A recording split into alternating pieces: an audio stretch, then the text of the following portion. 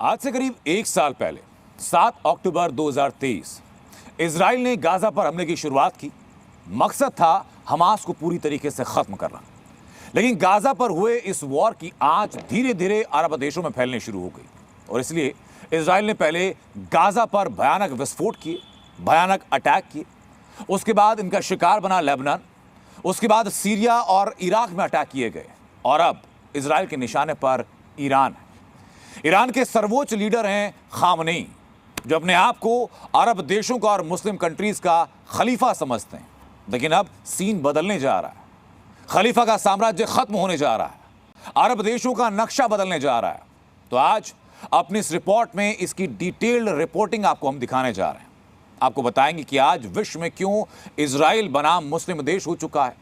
आपको बताएंगे कि मुस्लिम देशों के साथ हो रही इस जंग में इजराइल का नया अध्यादेश क्या है। रात के वक्त आसमान में शोलों की शक्ल में बरसता बारूद, भीषण आग का गुबार और थर्रा देने वाली धमाके की गूंज। ये तस्वीरें ईरान की राजधानी तेहरान से सामने आई हैं, जहां बीती रात इजराइल ने ताबड़तोड़ अंदाज में स्ट्राइक की। आसमान से बेहिसाब बारूद बरसाया, जिसका नतीजा ये हुआ कि राजधानी तेहरान समेत ईरान के कई इलाके बारूदी प्रहार से थर्रा उठे। हर तरफ अलर्ट सायरन बजने लगे। ईरान पर इजराइल के हमले को लेकर मीडिया रिपोर्ट्स में जो जानकारी सामने आ रही है, उसके मुताबिक इजराइल के लड़ाकू विमानों ने ईरान पर हवाई हमला किया। हमले के लिए आईडीएफ ने F-35 फाइटर जेट का इस्तेमाल किया। ईरान के सैन्य ठिकानों और एटमी अड्डों पर स्ट्राइक की गई। IRGC के 20 से ज्यादा ठिकाने हवाई हमले में नेस्तनाबूद हुए। दावा है कि इजराइल के हमले में ईरान के 2 सैनिकों की मौत हुई। आपको बता दें कि बीती रात आईडीएफ ने ईरान पर जो हवाई हमला किया, इस हमले को ऑपरेशन डेज ऑफ रिपिटेंस का नाम दिया गया, जिसका मतलब होता है पछतावे का दिन। वैसे तो इस हमले को नेतन्याहू का प्रतिशोध माना जा रहा है। आईडीएफ का भी दावा है कि 1 अक्टूबर को ईरान ने जो हवाई हमला किया था, उसी का पलटवार करते हुए बीती रात आईडीएफ ने तेहरान समेत ईरान के कई इलाकों में बारूदी बारिश की। मिडिल ईस्ट इस बात में कन्विंस्ड है कि अगर नेतन्याहू को फ्री हैंड मिल जाए और अगर वो जो उनकी ओल्ड ड्रीम ग्रेटर इजराइल की जो वो है, तो वो इसमें काफी हद तक मिडिल ईस्ट को अफेक्ट करेगा। लेकिन बड़ा सवाल ये कि जो हश्र गाजा और लेबनान का हुआ, क्या ठीक वैसा ही बारूदी मंजर अब ईरान में भी दिखाई देगा? क्या ईरान भी इजराइल के बारूदी प्रतिशोध में राख हो जाएगा? क्या तेहरान समेत ईरान के बड़े शहर खंडहर में तब्दील हो जाएंगे? और उससे भी अहम बात यह है कि आखिर इजरायली पीएम नेतन्याहू चुन चुनकर मुस्लिम देशों को निशाना क्यों बना रहे हैं? क्या अरब में छिड़े इस बारूदी कोहराम के पीछे नेतन्याहू का कोई सीक्रेट प्लान है? कुछ वक्त पहले गाजा युद्ध से एक तस्वीर सामने आई। उस तस्वीर में एक चीज बहुत खास थी। वो खास था आईडीएफ के कमांडोज के हाथ पर लगा एक बैज। उस बैज में जानते हैं खास बात क्या थी? उसमें खास था एक नक्शा। आईडीएफ फोर्सेस के कमांडोज के हाथ पर लगे बैच में जो नक्शा था, वो इजराइल का नहीं बल्कि ग्रेटर इजराइल का था। मतलब ये कि अब तक तो नेतन्याहू गाजा से हमास और लेबनान से हिजबुल्लाह जैसे प्रॉक्सी संगठनों का सफाया करने के लिए जंग लड़ने का दावा कर रहे थे। लेकिन जिस तरह इजराइल चुन चुनकर गाजा, लेबनान, सीरिया और इराक के बाद ईरान पर हमला कर रहा है, वो इस बात का संकेत है कि असल में नेतन्याहू का मकसद फिर से दुनिया के नक्शे पर ग्रेटर इजराइल बनाना है। और मकसद के तहत इजरायली सेना अरब के देशों और वहां मौजूद प्रॉक्सी संगठनों से जंग लड़ रही है। ऐसे में आप भी सोच रहे होंगे कि आखिर ग्रेटर इजराइल की परिकल्पना क्या है, वो मिडिल ईस्ट के किन किन इलाकों में फैला है और कैसे नेतन्याहू ग्रेटर इजराइल की परिकल्पना को साकार करेंगे। ये जानने के लिए आप पहले ग्रेटर इजराइल की थ्योरी और नक्शे को ग्राफिक्स के जरिए समझिए। यकीन मानिए, अगर नेतन्याहू ग्रेटर इजराइल को साकार करने में कामयाब होते हैं तो इतिहास के पन्नों में उनका नाम तो दर्ज होगा ही, मगर इजराइल के इस कदम से पूरे मुस्लिम वर्ल्ड में आग लग जाएगी। मिडिल ईस्ट फिर से बैटल ग्राउंड बन जाएगा, क्योंकि अगर ग्रेटर इजराइल की परिकल्पना साकार होती है, अगर नेतन्याहू अपने मकसद में कामयाब होते हैं, तो यकीन मानिए दुनिया के नक्शे से आधा दर्जन से ज्यादा मुस्लिम देशों का वजूद मिट जाएगा।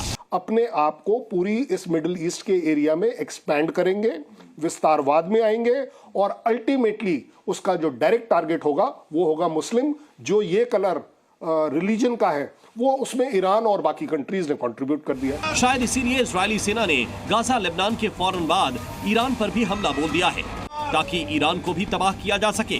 मगर आप भी सोच रहे होंगे कि ग्रेटर इजराइल के नक्शे में ईरान का तो कहीं जिक्र भी नहीं है और ना ही ईरान का कोई हिस्सा इसमें आता है। ऐसे में नेतन्याहू के टारगेट पर ईरान क्यों है? क्यों ईरान को सुलगाने के लिए इजराइल ने पूरी ताकत झोंक दी है? क्यों ईरान पर ताबड़तोड़ अंदाज में प्रहार किया जा रहा है? तो इसके पीछे की वजह है अरब में खलीफा बनने वाले ईरान का खात्मा, ईरान के दम पर इजराइल को दहलाने वाले प्रॉक्सी संगठनों का सफाया। ईरान और इजराइल की अदावत दशकों पुरानी है। एक तरफ ईरान मिडिल ईस्ट में इजराइल के दबदबे को खत्म करना चाहता है, उसके लिए प्रॉक्सी संगठनों का इस्तेमाल करता है, उन प्रॉक्सी संगठनों को हथियार भी देता है। तो दूसरी तरफ इजराइल ईरान समेत जितने भी मुस्लिम मुल्क हैं और खासतौर पर जितने अरब कंट्रीज हैं वहां पर अपना कंट्रोल स्थापित करना चाहता है, अपना दबदबा कायम करना चाहता है। यकीन मानिए इसी प्लान के तहत इजराइल मिडिल ईस्ट के हर मुस्लिम देश को टारगेट कर रहा है। अरब में मौजूद ईरान के तमाम प्रॉक्सी संगठनों को चुन चुनकर साफ कर रहा है ताकि गाजा लेबनान के बाद जंग की आंच बाकी मुल्कों तक भी पहुंचे और पूरे अरब को अपनी चपेट में ले ले और इसके बाद इजराइल सबको परास्त करते हुए ग्रेटर इजराइल की परिकल्पना को फिर से साकार कर सके। लेकिन ये तभी मुमकिन है जब इजराइल के साथ अमेरिका खड़ा हो,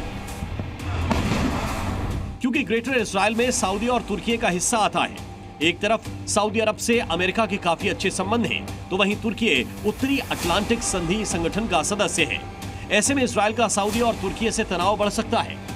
जितना ग्रेटर इजराइल बढ़ेगा, सबसे बड़ी बात है कि यूएस का मिडिल ईस्ट के ऊपर से होल्ड कम हो जाएगा, which is very dangerous to them because of the oil business, because of the territory business, because of the arms sale business.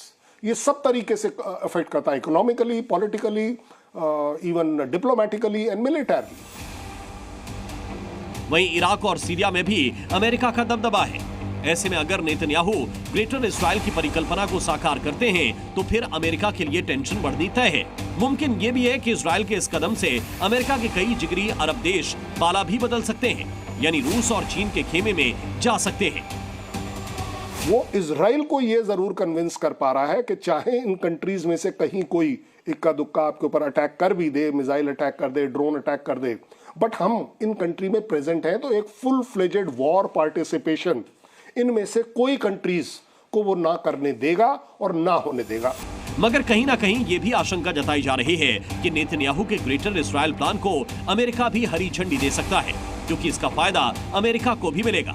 अगर नेतन्याहू अरब में मुस्लिम देशों को घुटनों पर ला पाते हैं, वहां अपना कंट्रोल स्थापित कर पाते हैं, तो इजराइल पूरे अरब रीजन में सबसे ताकतवर देश बन जाएगा और इसी के साथ सबसे ज्यादा ताकत बढ़ेगी अमेरिका की, क्योंकि आयात निर्यात के जितने भी स्ट्रेटेजिक रूट हैं वहां पर किसी और का नहीं बल्कि अमेरिका और इजराइल का प्रभुत्व होगा। ग्रेटर इजराइल की परिकल्पना सिर्फ कागजों या फिर दस्तावेजों में नहीं है। कुछ वक्त पहले इजरायली पीएम नेतन्याहू ने संयुक्त राष्ट्र में अपने संबोधन के दौरान 2 नक्शे दिखाए। इसमें एक नक्शे को उन्होंने दुनिया के लिए श्राप बताया तो दूसरे को आशीर्वाद। गौर करने वाली बात यह है कि नेतन्याहू ने जिस नक्शे को अभिशाप बताया उसमें सीरिया, इराक, ईरान और लेबनान को काले रंग में दिखाया गया था और नक्शे में फिलिस्तीन नहीं था, बल्कि फिलिस्तीन के पूरे हिस्से को इजराइल के तौर पर दिखाया गया था।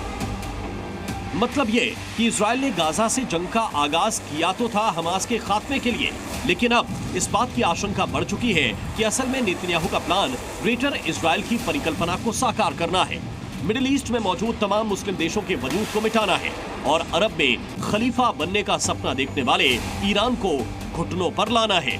Bureau report, C media.